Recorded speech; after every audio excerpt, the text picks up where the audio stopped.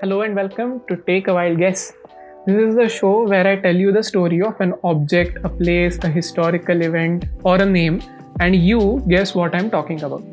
On this episode, do you know how a single food product shaped the world as we know it? Well, if you don't, maybe you can figure it out by the end of today's story. And even if you do not, you can always take a wild guess. So let's begin. Now, this is the story behind the rise of a food product. Though the initial coarse version of this product was originally developed in India somewhere around 800 BC, traders carried it to the rest of the world and it fast became very popular. So much so that by the 8th century, Egypt was producing and trading this product in large quantities. The brown, coarse substance was quite similar to its Indian predecessor and became hugely popular across the ancient world. Now, even India started importing it by this time. The product was well liked in the Eastern world as well as the Western world. So much so that Kublai Khan, who was the Mongol conqueror of China, invited a number of Egyptian experts to come to China and set up the production there. He, however, did not approve of the brown color of the substance and tasked his experts to refine the product, make it not brown.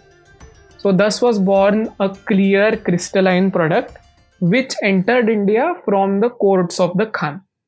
So now there were two variants of the same product available in India. And in order to distinguish between the two variants, they were named after the countries of their origin.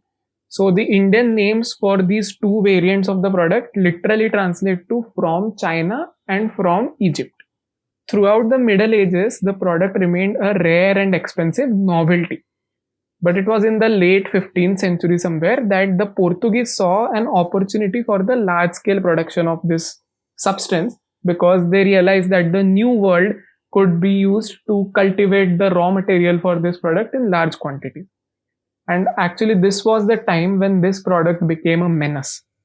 I call this product a menace because despite being the substance that occupies more of the world's land than any other crop, it has hardly benefited humanity. In fact, a lot of bad things came out of the commercialization of this product. For example, the select few who were in power became huge profiteers.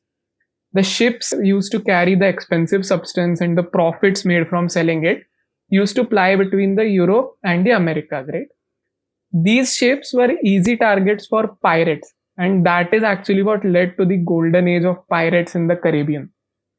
In fact, the people that were in power required a lot of labor to cultivate this product. So they started shipping slaves from the continent of Africa to the Americas. And this was the origin of the transatlantic slave trade, which lasted for 3.5 centuries and led to around 12.5 million human beings being shipped to America. It caused the loss of indigenous crops to make room for the cultivation of this cash crop. And now, over the last 100 years, this substance has led to the worst of the industrial epidemics. An industrial epidemic basically means a man-made disease and a byproduct of capitalist society. This industrial epidemic is considered even worse than alcohol and tobacco addiction. It's not all bad though. The product is an intrinsic part of various cultures and a part of their culinary heritage. Many traditional recipes use some or the other variant of this substance.